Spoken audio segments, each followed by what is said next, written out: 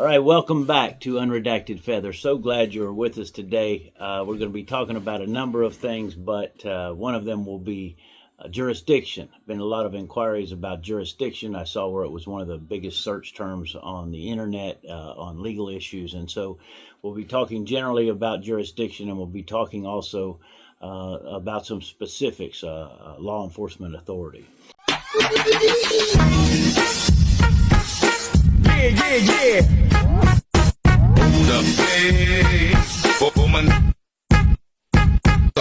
I find myself thinking once again about the difference between power versus right. So in these cases that we've discussed briefly, and in cases that happen all of the time, an officer has the power to arrest.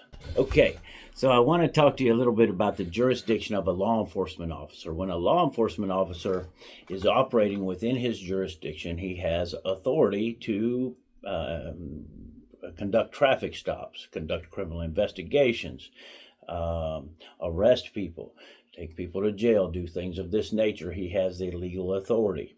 And staying a bit with our theme of power versus right, as we've discussed before, a law enforcement officer most generally has guns, badges, radios, other officers, handcuffs, cars, and other resources that they can use to exert their authority, okay, which can include ultimately taking someone into custody. Now the question arises, what happens when an officer decides to arrest someone outside of their jurisdiction? So a simple example is if you have a municipal police officer, that's an officer who is authorized, has jurisdiction within a city, for example, and an easy one is Trenton. Trenton is a small town west of Gainesville, Florida. There's a small police officer, law enforcement agency, and called the Trenton Department of Public Safety.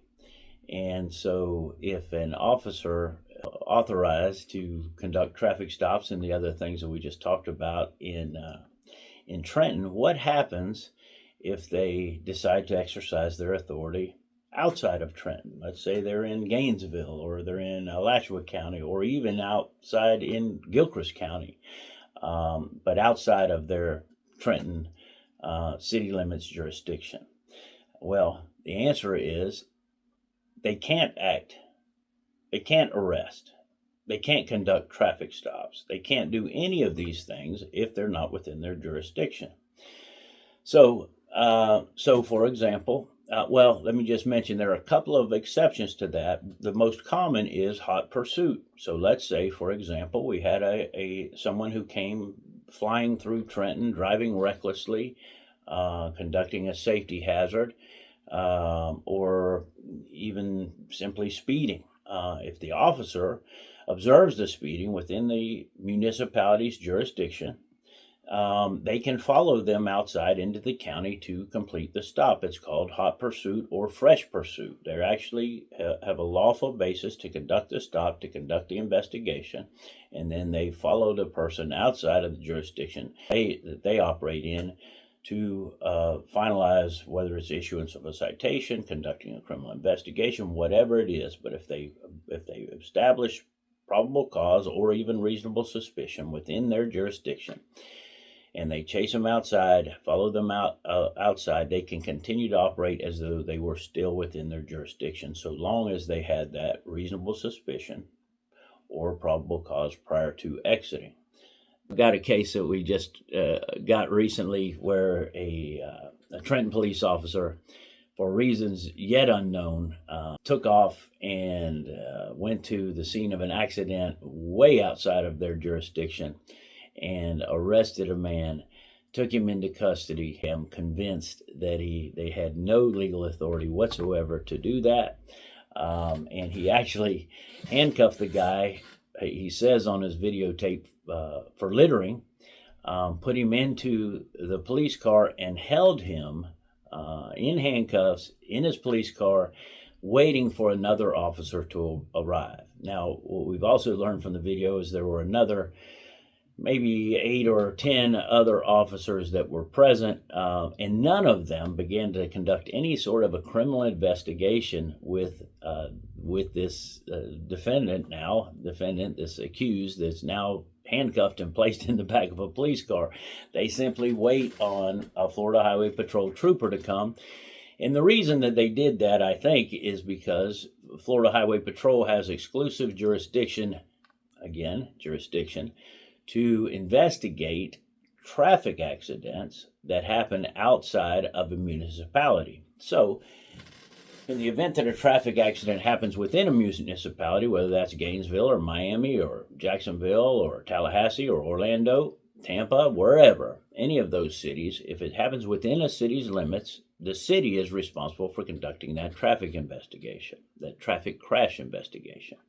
However, if it happens outside of an incorporated municipality, then Florida Highway Patrol has exclusive jurisdiction to conduct traffic crash investigations. So in this case, they handcuff this guy, put him in the police car, and hold him until a trooper arrives sometime later. And then the trooper gets the guy out of the car, conducts a crash investigation, and conducts a DUI investigation, and then subsequently arrests the fellow for driving under the influence. We are in the process of handling that case. I think that will ultimately prevail, because if you don't have jurisdiction, if you don't have authority to arrest someone and detain them, you can't just do that outside of your jurisdiction, waiting on another officer to show up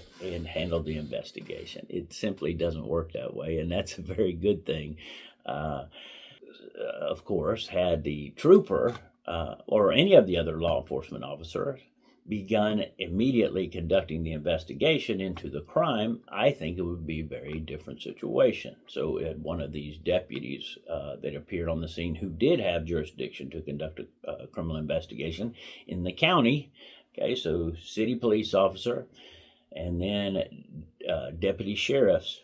Deputy sheriffs, generally speaking, have jurisdiction throughout the county and to exercise their authority, their power to enforce the laws of the state of Florida, to conduct criminal investigations. And so had they immediately begun or promptly begun an investigation into whether or not this guy was operating a motor vehicle under the influence of alcohol, then I think they probably would have been okay, assuming that it bears out and the evidence supports the prosecution and so forth and so on. At least they would have the jurisdiction, the authority to proceed with the case.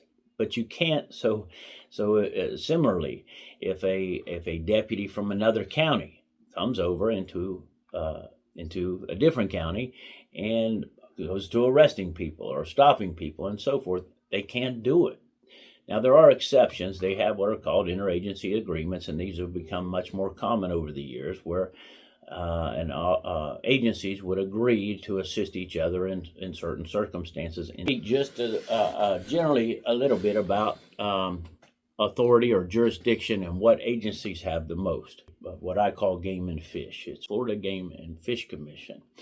The Florida Game and Fish Commission is the most powerful agency in the state of Florida, in the sense that they have jurisdiction everywhere in the state, on every body of water, on every roadway, on every county, every city. They have jurisdiction that is statewide. Second, below them, or with almost as much jurisdiction, is the Florida State Highway Patrol. Florida Highway Patrol has jurisdiction, authority, power to act throughout the state of Florida on land. So anywhere on interstates, in all the counties, and so forth. And below them is the deputies, and below them is, or with the least, I shouldn't say below them, they have the same arrest authority. They just have limited jurisdiction, places where they can act. So the most restricted is a police officer of a municipality. Next is a sheriff or a deputy sheriff of a county. Next is the Florida Highway Patrol, and then ultimately Game and Fish, who has the authority to investigate throughout. So, but as you might expect, there is a division of workload. So, as I mentioned earlier, that the Florida Highway Patrol has the jurisdiction to exercise or exclusively investigates traffic crash investigations outside of municipalities. Sheriffs and police departments, that is, municipalities and county agencies, have basically exclusive jurisdiction to conduct investigations regarding things like domestic violence. So, what I'm saying is, Florida Highway Patrol does not participate in investigations on domestic violence. They do have the authority to assist, they do have the authority to arrest, they do have the authority to do the investigation, but they don't. By jurisdiction is a huge topic. But I think we've covered some basic as to who has jurisdiction over what and so forth. Subscriptions, we appreciate your liking, we appreciate your sharing, and we hope that you'll continue to keep that up. We wish you continued blessings, and until next time,